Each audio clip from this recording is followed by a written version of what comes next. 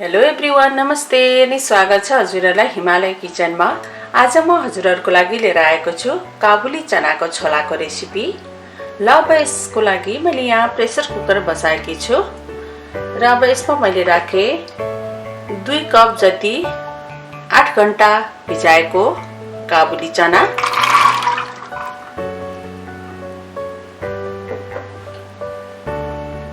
र म यसमा आलु पनि मिसाएर बनाउँदैछु, त्यसैले मैले राखे एउटा ठुलो साइजको आलु। यसमा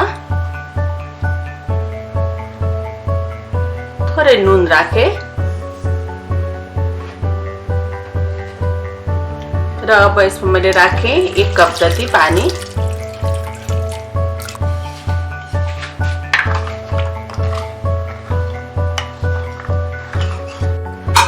अब यसलाई यसरी बन्द गरेर म यसमा 3 सिटी लगाउँछु।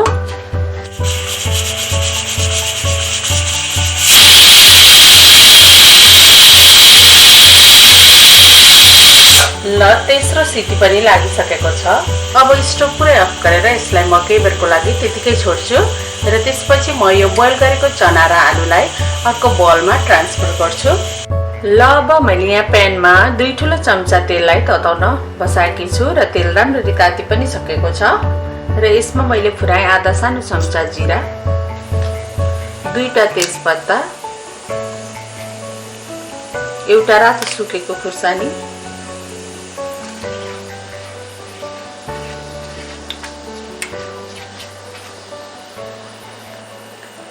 ल अब यति बेला भएपछि मैले यसमा राखेँ एउटा मिडियम साइजको प्याज, एकदम मसिनो गरेर काटेको। हजुरहरूले प्याजलाई पेस्ट बनाएर दिन पनि सक्नुहुन्छ। अब प्याजलाई चाहिँ एकदमै राम्रोसँग फ्राई गर्नुपर्छ।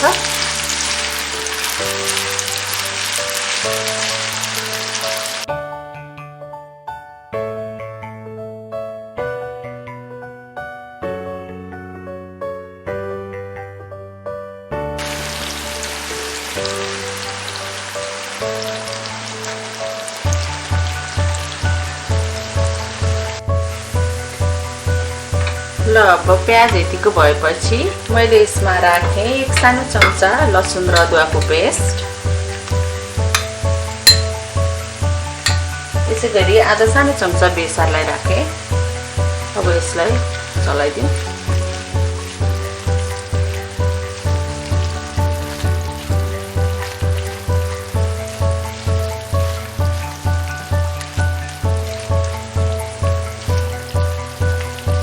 र अब यति बेला भएपछि मैले यसमा राखेँ 2टा मिडियम साइजको टमाटर मसिनो गरेर काटेको। नुन राखेँ मैले, टमाटर राखेपछि थोरै। अब मिक्स गरिदिउँ।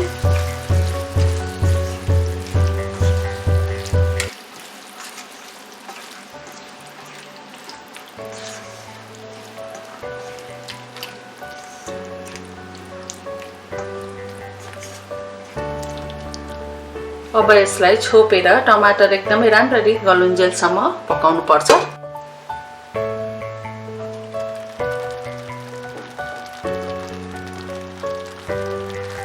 ल अब हाम्रो टमाटर राम्ररी गलिसकेको छ।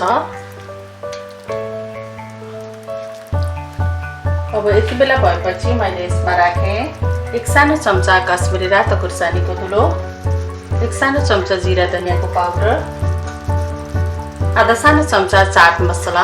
यो चाट मसला राख्दा चाहिँ हाम्रो चनाको छोला एकदमै मिठो बन्छ। अब यसलाई मिक्स गरिदिउँ।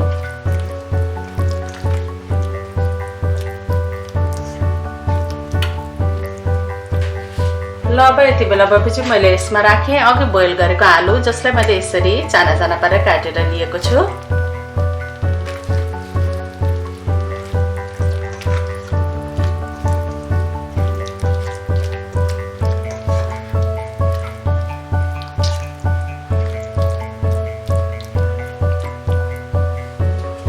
र अब यसै गरी मैले राखेँ अघि बोइल गरेको चना, मैले राखेँ थोरै नुनहरू। अघि बोइल गर्दा पनि नुन राखेको भएर नुन राख्दा अलिकति विचार गरेर राख्नुपर्छ।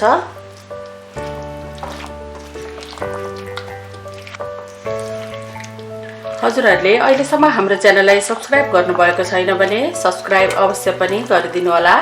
साथै हाम्रो हिमालय किचनको फेसबुक पेज र इन्स्टाग्राममा पनि हामीलाई फलो गरिदिनु होला। यसको लिंक चाहिँ म डिस्क्रिप्सन बक्समा राख्ने छु। ल अब यति बेला भएपछि मैले यसमा राखेँ 1 कप जति पानी।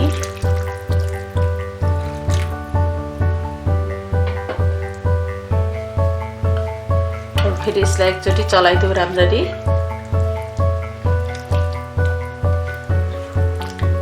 चनाको छोला म हल्का ग्रेभी टाइपको बनाउँदैछु।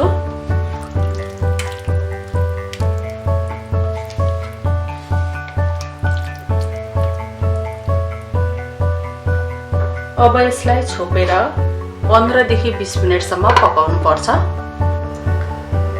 ल अब हाम्रो चनाको छोला चाहिँ लगभग रेडी भइसकेको छ। यसमा मैले राखेँ आधा सानो चम्चा गरम मसला पाउडर। चलाइदिउँ। ग्रेभी पनि ठिक्कको भएको छ।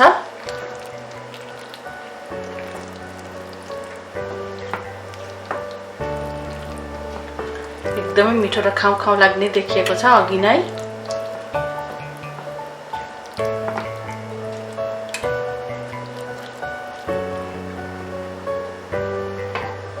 र अब म यसलाई हल्का यसरी म्यास गर्दैछु।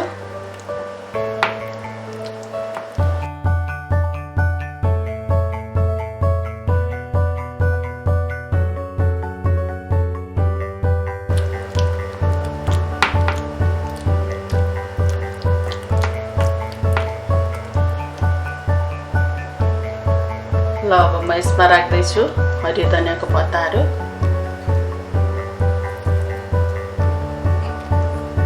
मिक्स गरिदिउँ।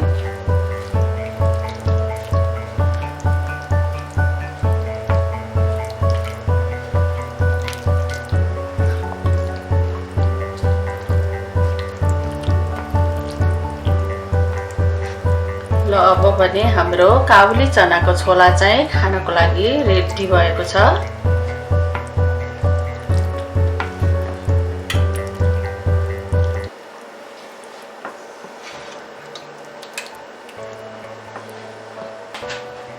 ल अब यसरी हाम्रो काबुली चनाको छोला चाहिँ बनेर खानको लागि रेडी भएको छ। यो एकदमै मिठो बनेको छ। हजुरहरू पनि यसरी बनाएर खानलाई अवश्य पनि ट्राई गर्नु होला। हस् त यो रेसिपी हजुरहरूलाई राम्रो लाग्यो भने हाम्रो भिडियोलाई लाइक कमेन्ट शेयर गरिदिनु होला। यस्तै रेसिपीहरूको लागि हाम्रो च्यानललाई सब्स्क्राइब पनि गरिदिनु होला। सब्स्क्राइब गरिसकेपछि नजिकै रहेको नोटिफिकेसन बेललाई पनि अवश्य पनि क्लिक गरिदिनु होला। हाम्रो भिडियो हेरिदिनु भएकोमा हजुरहरूलाई धेरै धेरै धन्यवाद।